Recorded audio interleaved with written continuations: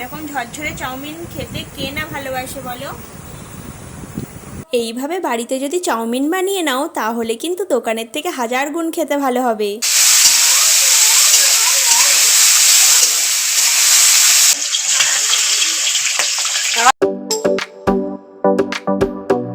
Hello guys, welcome back to my channel. তোমরা সবাই কেমন আছো? আশা করি তোমরা সবাই ভালো আছো। আমিও খুব ভালো আছি। আজকে তোমাদের সামনে একটা অন্যরকম ভিডিও নিয়ে চলে এসেছি। সেই ভিডিওটা হচ্ছে চাউমিন। এরকম ঝরঝরে চাউমিন খেতে কে না ভালোবাসে বলো। এই চাউমিনটা বাড়িতে বানানো হবে। অনেকটাই চাউমিন দেখতে পাচ্ছ, এটা 2টো প্যাকেট চাউমিন। চাউমিনটা ভালো করে সিদ্ধ করে এখন পাখার তলায় মেলে দিয়েছি, আর অনেকটা ঝরঝরে হয়ে গেছে। দেখো তো এরকম এতটা চাউমিনের কারণ কি? এতটা চাউমিন করার কারণ হচ্ছে আজকে চাউমিন চ্যালেঞ্জ করব, তো সেই কারণেই কিন্তু এতটা চাউমিন বানানো হয়েছে। এই হচ্ছে ব্যাপার। তো চলো আজকে তোমাদের সঙ্গে চাউমিন রেসিপিটাও শেয়ার করব। এরকম ঝরঝরে চাউমিন যদি তোমরা চাও তাহলে কিন্তু আমার রেসিপিটা ফলো করতে হবে। তো চলো রান্নাঘরে চলে যাই, কিভাবে চাউমিন বানাচ্ছি তোমরা দেখতে থাকো। এখানে অনেক ধরনের সবজি কেটে নিয়েছি। কি কি সবজি আছে চলো তোমাদেরকে বলে দিই। ফার্স্টে আছে দেখো চিকেন, আর যে সবজিগুলো আছে সেটা হচ্ছে টমেটো, গাজর, বিনস, কড়াই, তো পেঁয়াজ, এই সব সমস্ত সবজি আছে। প্রথমেই কড়ার মধ্যে দিয়ে দিলাম হচ্ছে রসুন বাটা, আদা রসুন বাটা দিয়ে মাংসটা খুব ভালো করে ভেজে নিচ্ছি। আর রসুনটা দিতেই না আমি সরে গেছিলাম, মানে ছেটাচ্ছিল তো তাই একটু রসুনটা কালো কালো হয়ে গেছে, বাট খুব সুন্দর একটা স্মেল বেরোচ্ছে, কোনো অসুবিধা নেই তাতে।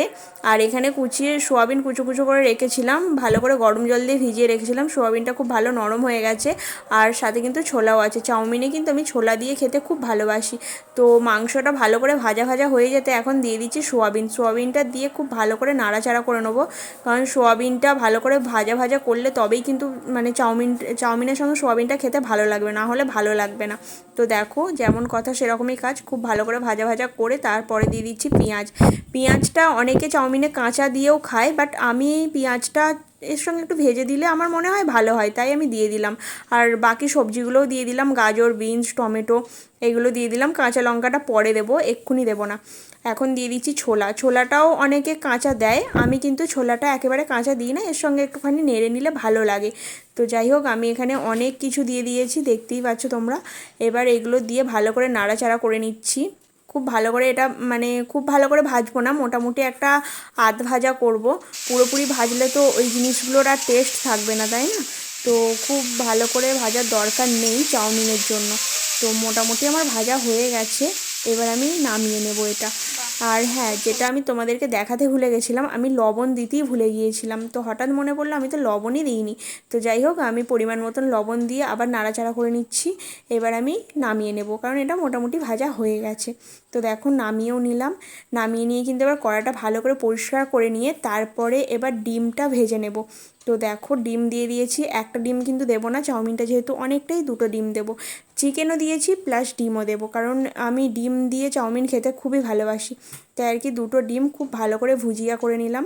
তো তোমরা কি বলো, এটাকে ডিমের অনেকে ঝুড়োও বলে আর অনেকে ডিমের ভুজিয়াও বলে, আমি 2 রকমই বলি, কোনো অসুবিধা নেই। এবার কিন্তু তেল দেওয়ার পর তারপরে চাউমিনটা দিয়ে দিচ্ছি। চাউমিনটা এবার নাড়াচাড়া করে তারপরে যে ভেজে রাখা সবজিটা দিয়েছিলাম মানে রেখেছিলাম, সেই সবজিটা এবার চাউমিনের মধ্যে দিয়ে দেবো। এর মধ্যে সয়া সস, তো ভিনিগার এই সবও দেবো, পরিমাণ মতন লবণ দেবো।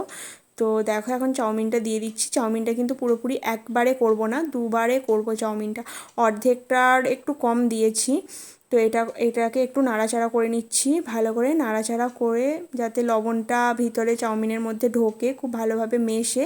তো নাড়াচাড়া করে নেওয়ার কারণ হচ্ছে এটাই। বড় চাটুর মধ্যে করলে এতটা নাড়াচাড়া করতে হয় না।